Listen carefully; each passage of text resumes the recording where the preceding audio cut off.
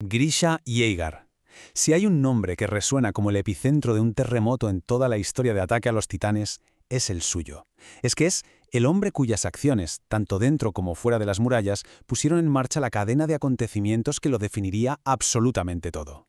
Así que hoy vamos a desentrañar la historia de este personaje tan complejo, la primera ficha de un dominó verdaderamente trágico. Estas son las últimas palabras de Grisha a su hijo Eren. Unas palabras crípticas, desesperadas, y desde este primer momento se nos presenta un misterio enorme y una carga que parece insoportable. Con esta frase, el destino de la humanidad queda atado a una simple llave y a un sótano. Un misterio que, claro, va a impulsar a Eren y a sus amigos a buscar la verdad, sin importar el coste. Bueno, la primera vez que conocemos a Grisha, la imagen que tenemos de él es la de una figura respetada, querida, es el médico del distrito Shiganshina. De hecho, se le considera un héroe nada menos por haber salvado a la ciudad de una plaga terrible. Vamos, que era un pilar para su comunidad. Y aquí es donde la historia se empieza a complicar de verdad, porque detrás de esa fachada del afable doctor Yeager se escondió un revolucionario, un hombre atormentado. Toda su vida en Paradis no era más que una tapadera, una que ocultaba una misión que lo perseguía, una misión que iba a chocar, de la forma más violenta, con esa paz que tanto le había costado construir. Una paz que, muy en el fondo, él sabía que no podía durar. Para entender al hombre tenemos que volver al niño. Su historia no empieza en la calma de las murallas, ni mucho menos. Empieza en la opresión más absoluta de la zona de internamiento de Liberio, en Marley, un lugar donde los eldianos eran básicamente ciudadanos de segunda. Grisha creció así, marcado como un ciudadano inferior. Con solo 11 años, en un acto de pura curiosidad infantil, llevó a su hermana Faye fuera de los límites permitidos. ¿Para qué? Pues para ver un dirigible, algo tan inocente como eso. Pero ese día Faye no volvió. La encontraron muerta, asesinada de una forma brutal por los oficiales de Marley. Un acto de violencia sin ningún tipo de sentido, que lógicamente cambiaría a Grisha para siempre. Este es el punto de inflexión. El trauma por la muerte de su hermana y la injusticia de un sistema que lo permitía, todo eso se convirtió en el motor de sus acciones futuras. El dolor de aquel niño se transformó en la furia de un revolucionario. Y esa furia lo consumiría el resto de su vida. Claro, ese deseo de venganza no tardó en encontrar un camino.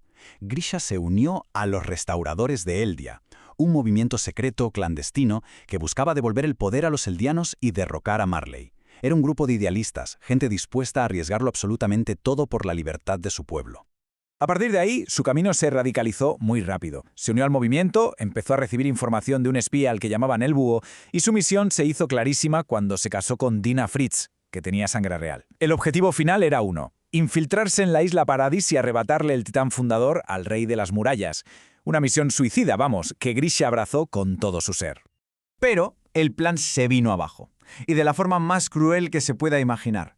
Grisha intentó adoctrinar a su propio hijo, a Zeke, para que se convirtiera en un guerrero infiltrado para su causa. Pero el pequeño Zeke, que ya estaba adoctrinado por Marley, los delató a todos. La traición vino de su propia sangre, una herida que Grisha, por supuesto, nunca llegaría a sanar. La consecuencia fue terrible. Grisha y los demás restauradores fueron condenados al peor destino posible: ser convertidos en titanes puros en la isla Paradis. Una eternidad de sufrimiento. Pero justo ahí, al borde del abismo, cuando parecía que toda esperanza estaba perdida, recibió una salvación totalmente inesperada. Quien lo salvó fue el Búho, que resultó ser un oficial de Marley llamado Eren Kruger, y también el portador del titán de ataque. Kruger le entregó su poder y con él su misión: entrar en las murallas, robar el titán fundador y terminar lo que ellos habían empezado. Una misión que iba a cambiar el curso de la historia para siempre.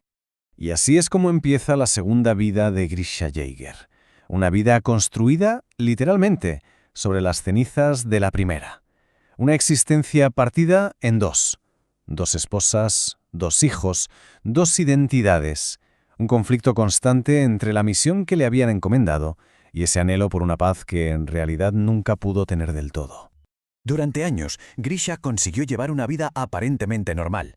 Se ganó la confianza de la gente, formó una nueva familia con Carla y con Eren, incluso adoptó a Mikasa. Vaya, se convirtió en un pilar de la comunidad. Y todo eso mientras esperaba el momento justo para cumplir la promesa que le hizo a Kruger, una promesa que pesaba sobre él como una sombra. Y ese momento llegó de la forma más brutal posible. La caída de la muralla María no solo fue una tragedia para la humanidad dentro de las murallas. Para Grisha fue la señal de que su tiempo se había acabado. Era el fin de su segunda vida y el comienzo de su acto final. En el año 845, el año en el que el titán colosal apareció y el mundo de Grisha se derrumbó por segunda vez, se vio forzado a actuar. Con la humanidad al borde del abismo, su misión ya no podía esperar más. Enfrentado a un ultimátum, Grisha tomó una decisión terrible. Como médico, su juramento era salvar vidas, pero para cumplir su misión, una que él creía que lo salvaría a todos, tuvo que convertirse precisamente en aquello que juró combatir. Tuvo que convertirse en un monstruo, en nombre de la humanidad. Se fue directo a la capilla de la familia Reis, la verdadera familia real, y allí desató todo su poder.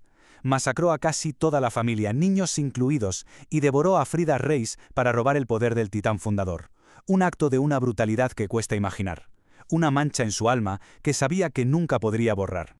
Pero lo que realmente define a Grisha es que este acto lo destrozó por dentro. Justo después de la masacre se derrumbó, consumido por la culpa y el arrepentimiento. No era un monstruo sin corazón. Era un hombre que se obligó a cometer una monstruosidad, y el peso de esa decisión lo aplastó. Lo dejó roto y atormentado para siempre. La historia de Grisha como tal termina poco después de esto, pero su influencia, su legado, eso apenas acababa de empezar. Un legado que iba a tener consecuencias devastadoras para el mundo entero. A ver, esta tabla lo deja clarísimo. Grisha fue el conducto, la pieza clave. Recibió el titán de ataque de Kruger y le robó el titán fundador a Frida Reis. ¿Para qué? Para entregarle ambos a su hijo, a Eren, convirtiéndolo así en la figura más poderosa y a la vez más peligrosa del mundo. Y este es su legado final, una guerra entre hermanos. Zeke y Eren, sus dos hijos de dos mundos completamente distintos, se convirtieron en los símbolos de dos ideologías opuestas, y ambas nacieron de las decisiones y del sufrimiento de su padre. Grisha no solo les dio la vida, les legó un conflicto que acabaría decidiendo el destino del mundo. Una tragedia de proporciones bíblicas. Al final, la pregunta queda ahí, en el aire. ¿Cómo se juzga a un hombre así? Un hombre que cometió actos atroces por una causa que él creía justa. Un padre que sacrificó a un hijo y condenó al otro. Quizás, la cosa es que no hay una respuesta sencilla. A lo mejor Grisha Yeager es simplemente el reflejo de un mundo cruel que no deja espacio para héroes o villanos, solo para supervivientes y las terribles elecciones que deben tomar. Y esto da que pensar, ¿no? ¿Hasta qué punto no somos todos, en cierto modo, productos de nuestro tiempo, obligados a tomar decisiones imposibles en un mundo que no hemos creado?